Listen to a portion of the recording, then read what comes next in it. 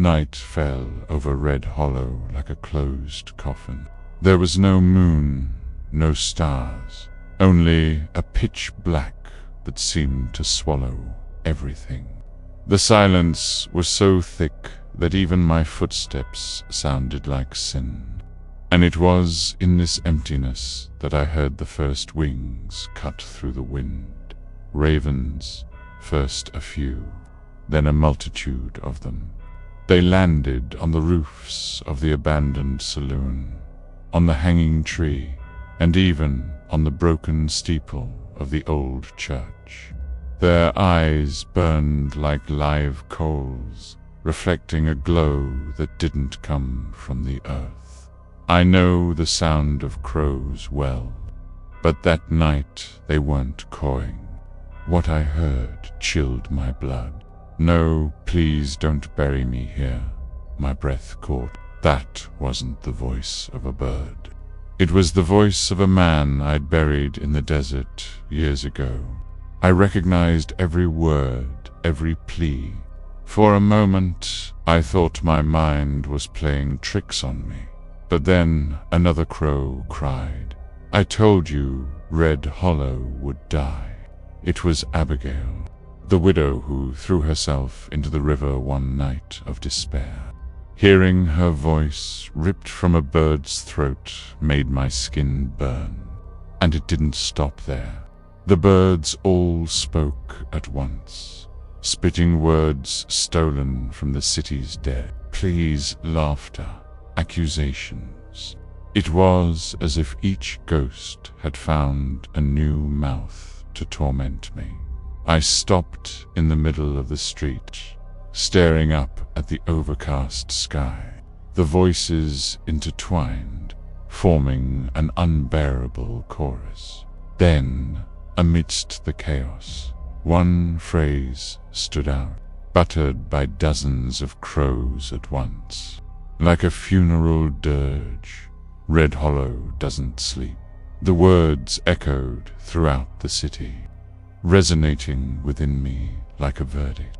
I knew this was no accident of nature. The dead had found a way to speak again, and I was the first to hear their sentence. But what did that dark warning mean? Stay with me, because the ravens haven't said everything yet. The words echoed in the night like hammer blows in my skull. Red Hollow does not sleep, the ravens repeated, their black wings beating in unison against the cold wind. I stood still, motionless, my body heavy as lead. I've seen the desert bleed under the red moon. I've heard rivers moan like widows, and I've even seen dead men walking with no flesh on their bones. But nothing compared to hearing their voices issuing from feathered throats. They weren't mere imitations. They were living memories, ripped from the grave. Words of people I buried with my own hands. The crows spat sentences like knives, and each one had a target inside me. Sheriff. I didn't steal that horse. It was my brother. My brother, the voice was hoarse, filled with despair. I knew who it belonged to. Samuel Crowley, that boy who climbed the scaffold trembling, his eyes streaming with tears, swearing his innocence until his last breath. I watched him die with the rope tightened around his neck, and I never doubted his guilt until now. Other crows appeared, one after the other. She knew too much, one said. In the dirty voice of a gunslinger I left to rot in the desert. You promised to come back, Sheriff, but you never did, moaned another, imitating the voice of a woman who died waiting for help. You carry blood in your star, croaked dozens, their voices merging into an accusing chorus. My hand instinctively went to the star pinned to my chest. The icy metal burned like embers. That rusty piece of brass had always been a burden, but now it felt alive, as if it too accused me. Little by little, I realized I wasn't alone. The doors of the houses opened, and the residents began to come out. At first curious, then terrified. I saw old women making the sign of the cross, men with guns drawn, women clutching crying children. Fear gripped everyone when they heard the voices. A woman fell to her knees when she recognized her dead husband's words, accusing her of adultery. An old man trembled, his eyes welling up as the crows pronounced the name of the son he lost in the desert. Children, too fragile, began repeating the phrases as if they were wind-up dolls. Words of the dead dripped from their innocent mouths. I saw mothers cover their children's mouths, trying to silence the impossible. With each sentence, the crowd grew more desperate. I saw fear turn to hate. I saw fingers pointing at me. It's the sheriff's curse. A man shouted, each syllable spitting out like stones. Others followed, murmuring that since my arrival, the town has never known peace. And then a raven spiraled down, landing on the broken fence of the smithy. It stared at me, and when it opened its beak, its voice came out clearly, as if the dead man were there before us. You are not alone down here. The words hung in the air, heavier than lead. Silence returned for a moment. These weren't just memories. They weren't echoes of the dead. This was a message. Oh, and I knew it. It came from the depths of Red Hollow. The night seemed to weigh on my shoulders like a closed tomb. The crows still occupied every eaves, every cross in the distant cemetery, every dry tree in the town. The air smelled of rust and damp earth, and the passing wind seemed to carry murmurs that came from nowhere. I knew Red Hollow had seen strange things before, but never anything so organized, so intentional that the birds didn't call instinctively, bespoke. They repeated in unison, words that pierced the skin and reached the bone. Red Hollow doesn't sleep with each repetition.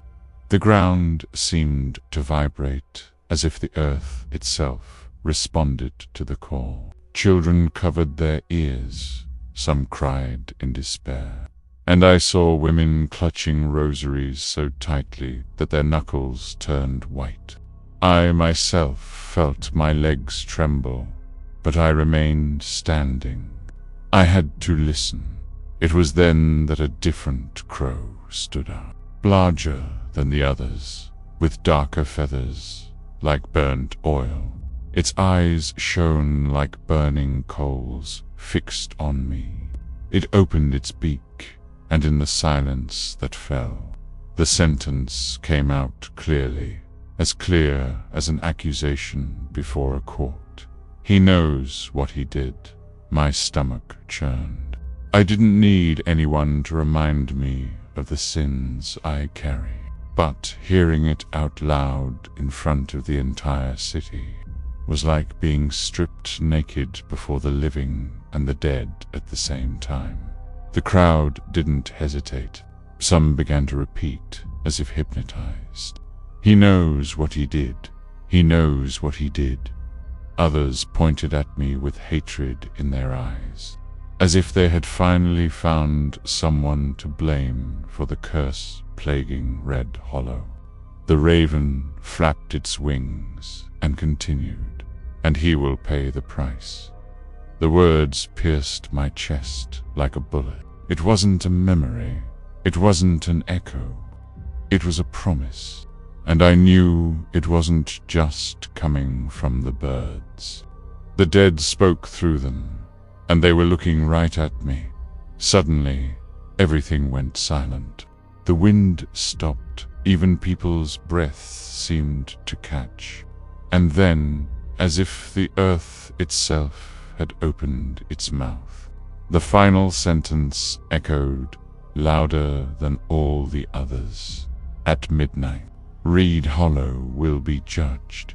I felt each letter hammering inside my head, until my heart beat in time with the sentence. I looked up at the sky, covered in black wings, and understood there was no escape. The trial was not a metaphor, it was real, and it was scheduled to begin that very night. The church clock, broken for years, creaked on its own, as if its forgotten gears had come to life. 12 invisible chimes echoed in my mind. I knew time was ticking, and that when midnight struck, neither the living nor the dead would be spared. I stood in the middle of the street, the words echoing in my head like a hammer. At midnight, Red Hollow will be judged. My brass star, rusted by time, burned on my chest as if it had a life of its own.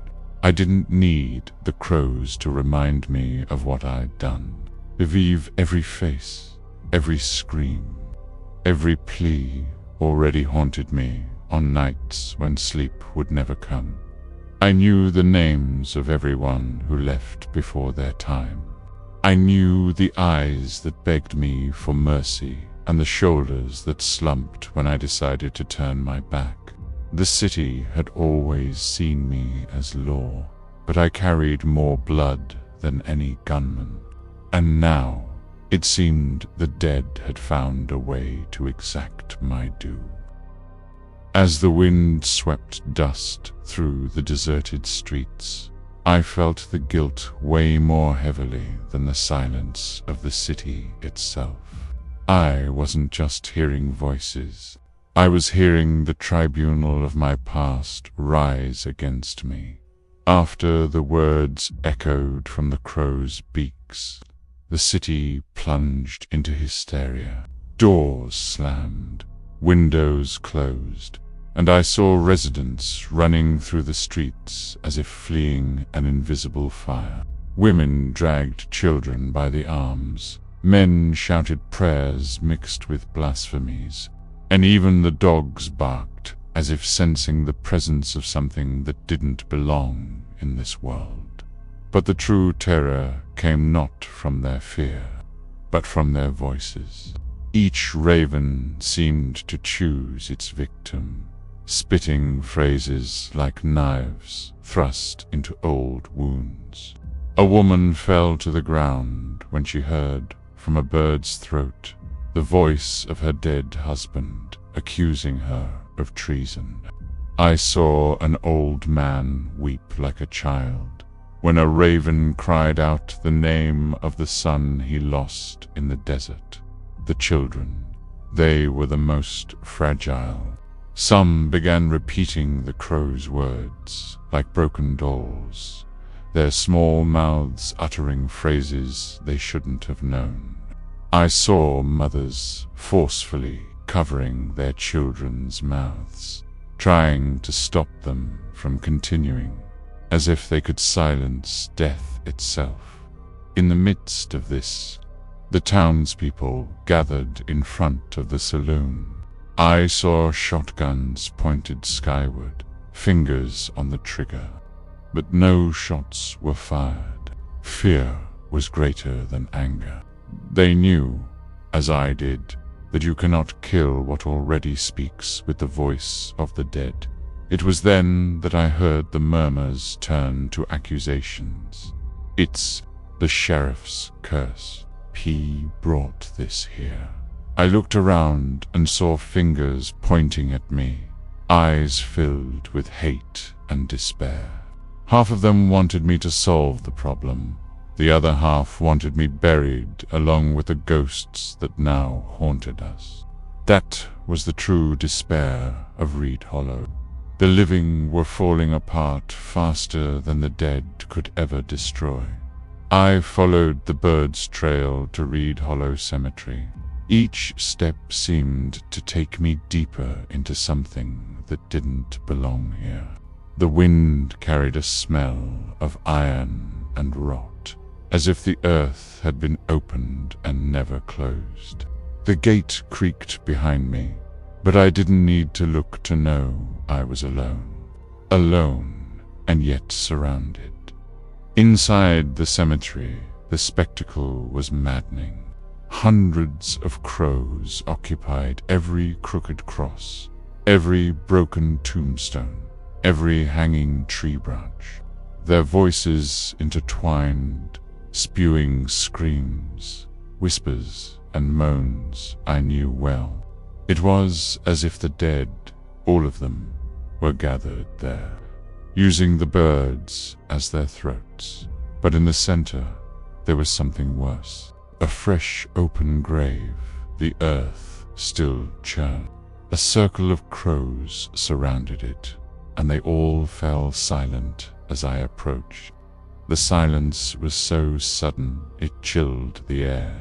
Ben, the largest of them, with feathers as dark as oil and eyes as red as embers, opened its beak. "Press Sheriff, you're going down with us, too." I felt my legs grow heavy. The words weren't a dead man's echo. They were a direct call. I knew that voice wasn't coming from the crow alone. It was coming from beneath the earth. Suddenly, the tombstones began to tremble. The ground cracked before me, releasing white vapors that smelled of burning bones. The star on my chest burned like fire, as if recognizing the tribunal that stood before me. The crack opened, revealing a black abyss. I looked inside and saw red eyes blinking in the darkness. There weren't just a few. There were dozens, hundreds, each one fixed on me like hungry jurors. Then all the ravens flapped their wings at once. And a collective voice echoed from the depths. "The trial has begun." A cold wind blew from the abyss, bringing a smell of iron and rotting flowers, as if the earth had been opened not to bury, but to return. The torches in the cemetery went out one by one, until only the light of hundreds of red eyes staring down at me remained. It was then that the voice returned, now not just echoing, but resonating within me. "Sheriff, the price must be paid." I felt my brass star burn against my chest, so hot that for a moment I thought it would melt into my flesh. I tried to pull it off, but my hands wouldn't obey. It was as if the rusted iron had finally decided to become a part of me. The ground shook again, and from the edges of the crevice, claws of shadows reached out. They weren't bodies. They weren't bones. They were arms of darkness, trying to rise, trying to pull whoever was nearby. Retreat would have been easy, but something inside me knew that the rift wasn't after just anyone. It was after me. I stepped forward, my boots dragging the dust, as if they were heavier than lead. The eyes in the darkness blinked in unison, satisfied, like a jury watching the defendant accept the sentence. The wind roared, the crows screamed, and the entire cemetery seemed to lean into the crevice. I closed my eyes for a moment. I saw them, all Samuel Crowley, Abigail, the gunslingers, the men, women, and children Red Hollow had swallowed, all of them staring at me, all of them waiting. When I opened my eyes, I took another step, and then the crevice spat out a roar, a cross between a human scream and a crow's caw. The ground closed in before me as if it had never existed. The voices ceased, burned, scattered into the night sky, vanishing as if nothing had happened. Silence returned to Red Hollow. But I knew nothing was over. My star still burned, and deep in the night, even with the rift sealed, I could still hear hundreds of eyes blinking in the darkness. And so ends the night when the ravens gave voice to the dead of Red Hollow. But the voices have not yet fallen silent. If you wish to continue on this cursed road, click on the next video that appears on the screen. Now tell me, if the dead could send you a message through ravens, what words would you hear? Write in the comments. I want to read your answer. And don't forget to subscribe to the channel. Like it and hit the bell, because each week brings a new story from the dust, death and curse of the Old West. And trust me, you won't want to face this alone.